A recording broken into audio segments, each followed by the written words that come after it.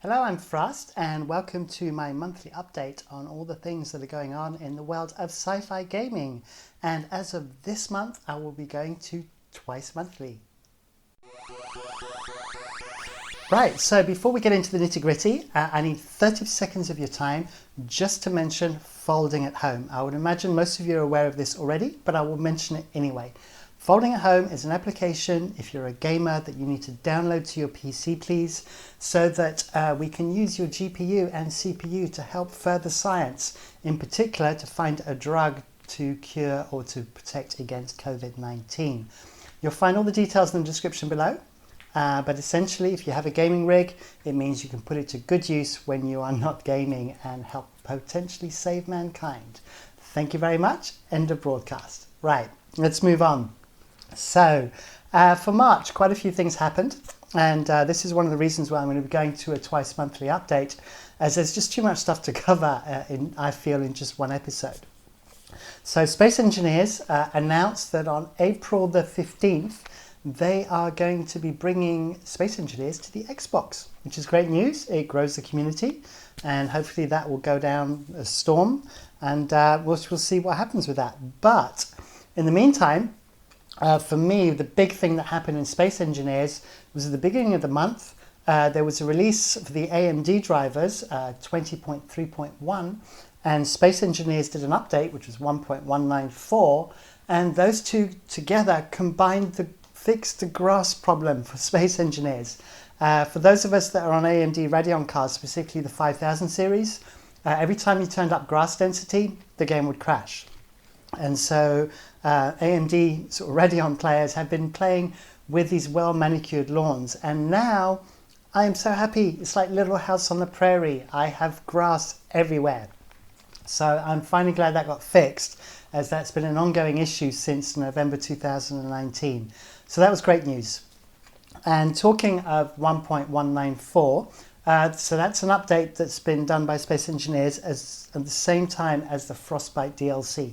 So I'll come on to the Frostbite DLC in a minute, as they are very much related. But the first thing in 1.194 is that we got the small hydrogen tank.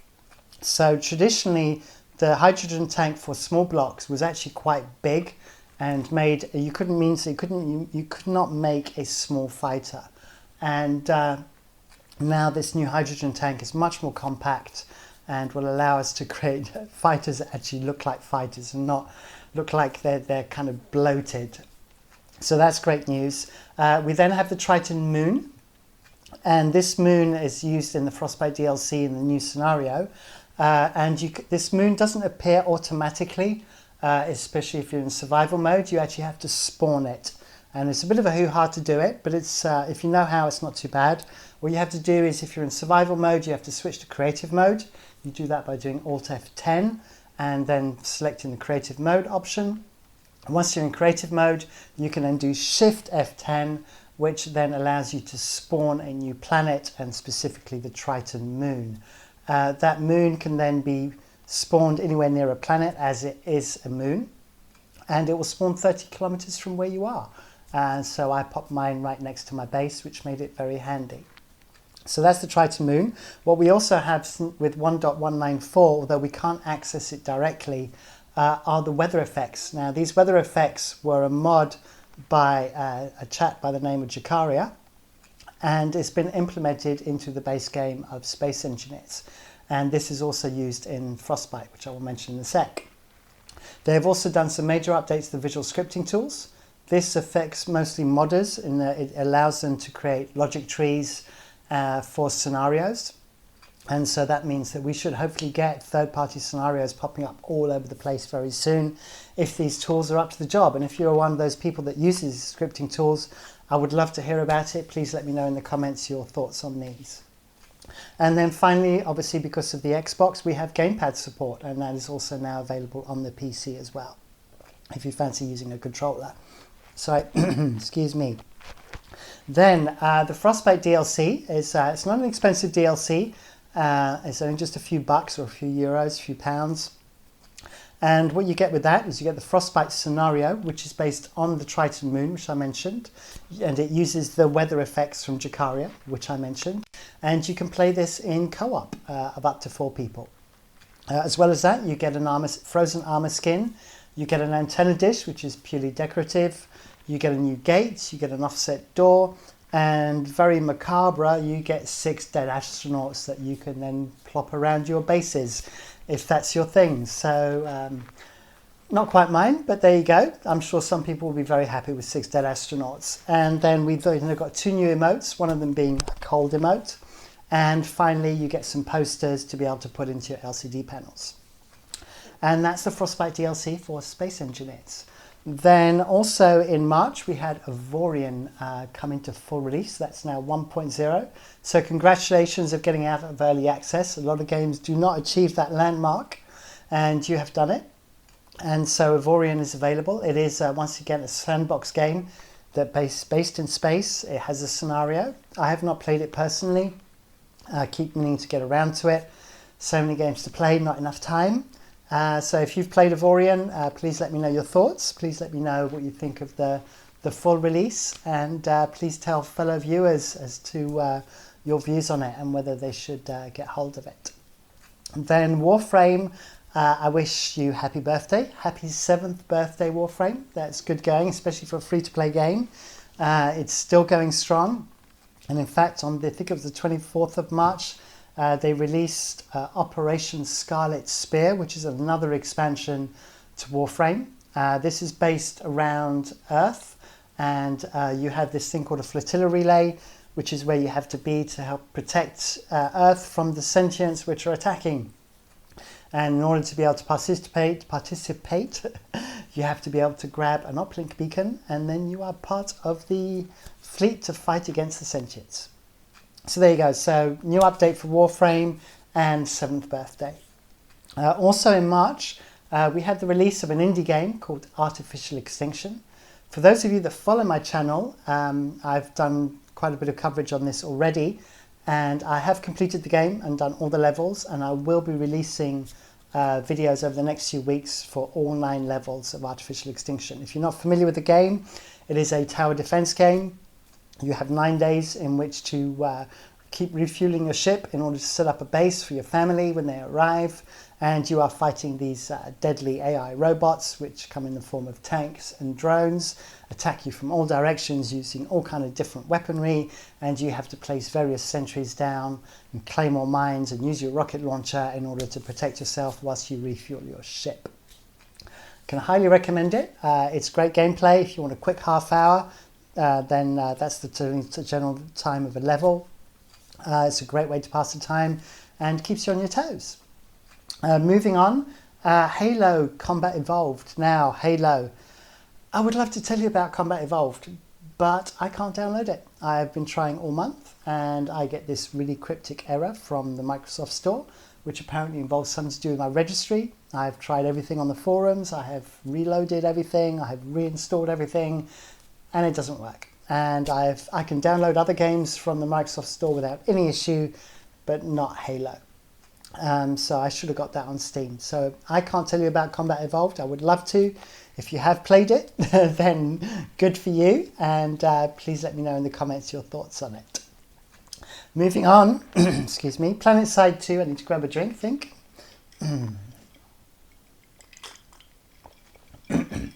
That's better.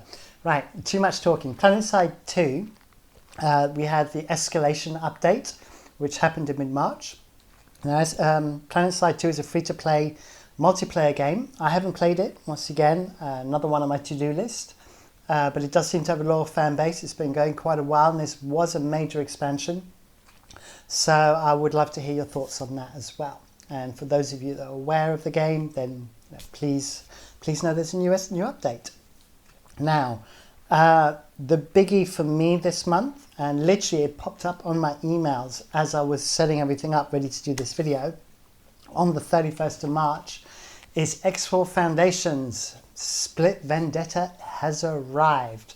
It launched today on March 31st. It was first announced at Gamescom in 2019. It was then going to release in December, and got delayed, and it is now out, and I will be downloading it and trying that out.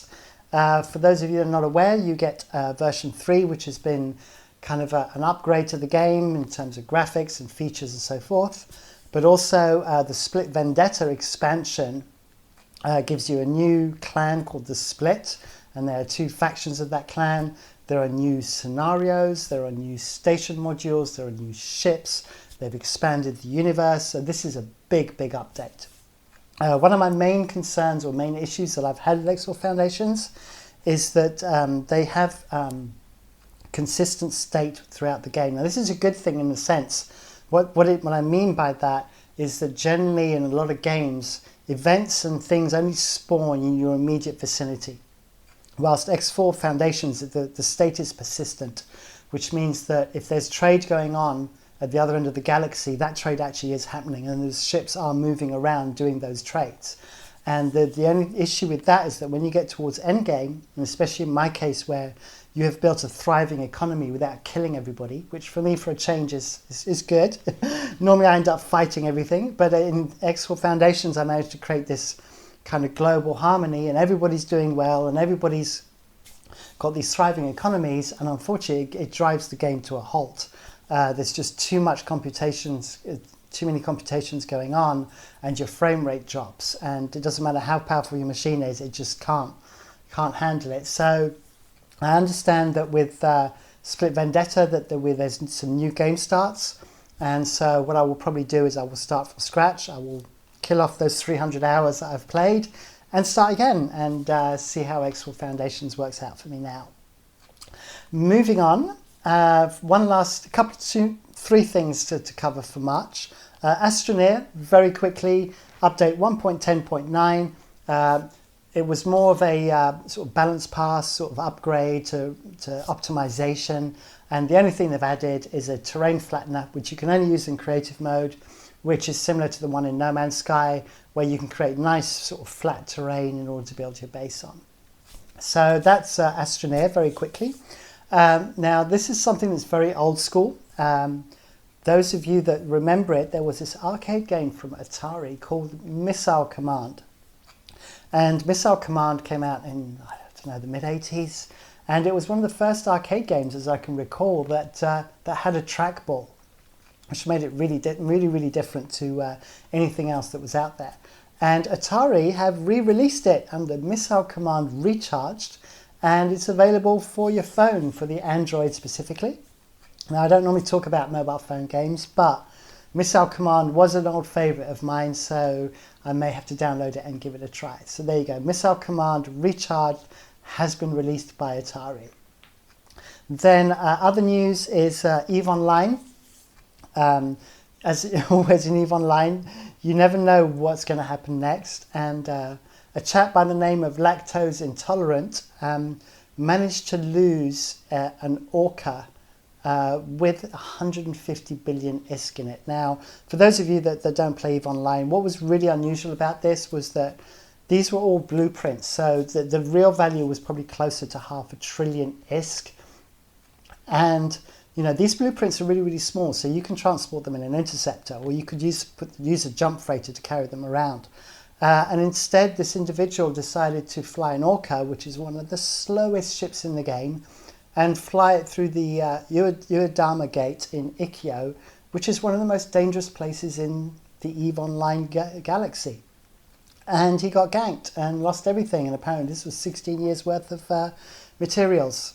So, you know, the story was he was on autopilot, then he wasn't, and no one's quite sure as to why, but there you go. In EVE, people lose huge fortunes, and it's no wonder that some people rage quit.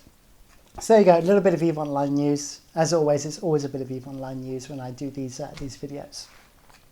Right, so April. Let me come on to April. Let me come down to my notes and see what I can bring for your information.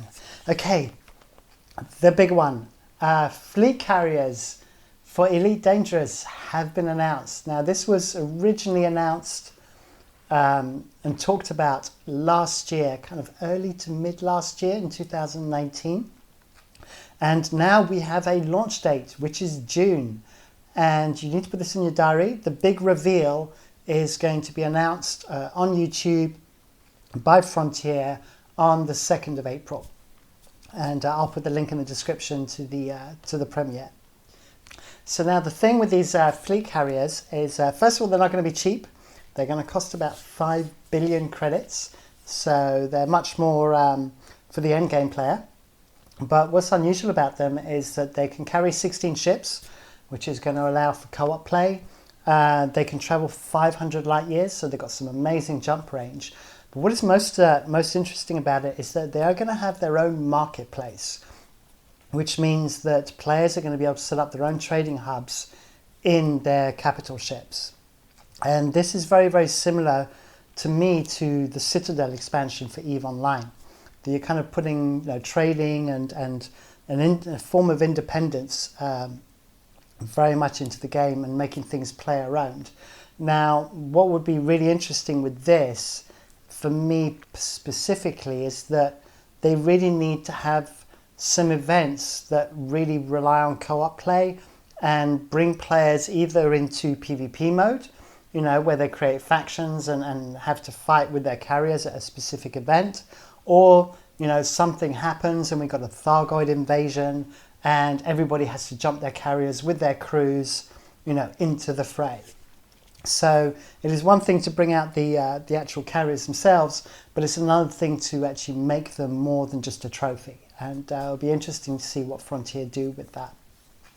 So as I said, there's going to be the reveal on the 2nd of April.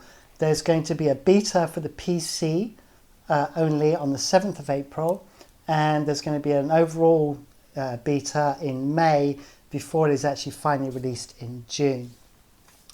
And that brings us a wrap with Elite Dangerous. Now, next up is a game called Cloudpunk. Now, Cloudpunk is releasing on the 23rd of April.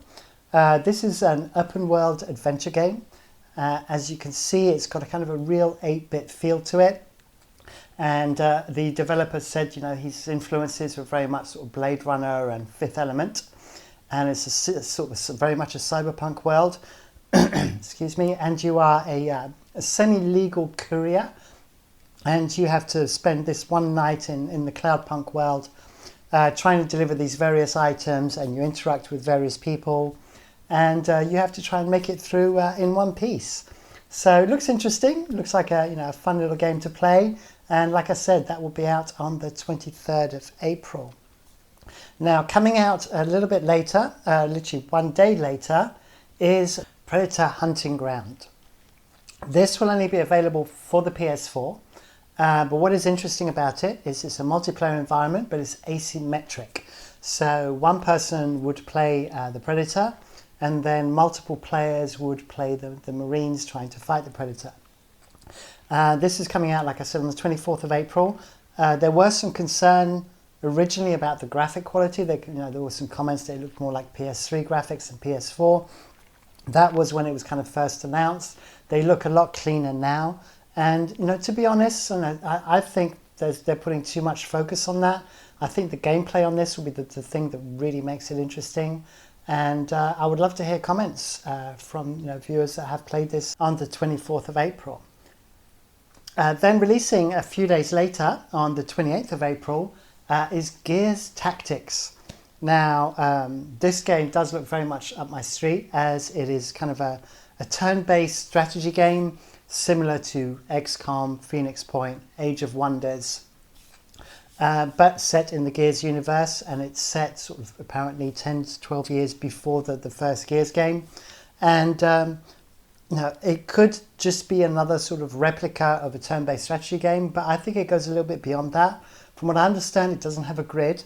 You have extra moves, like obviously the slide move, which is iconic of the Gears games, but also the way in which you can put combos together in your moves is apparently very different from what we've seen from other games such as Phoenix Point, XCOM, Planetfall, so forth.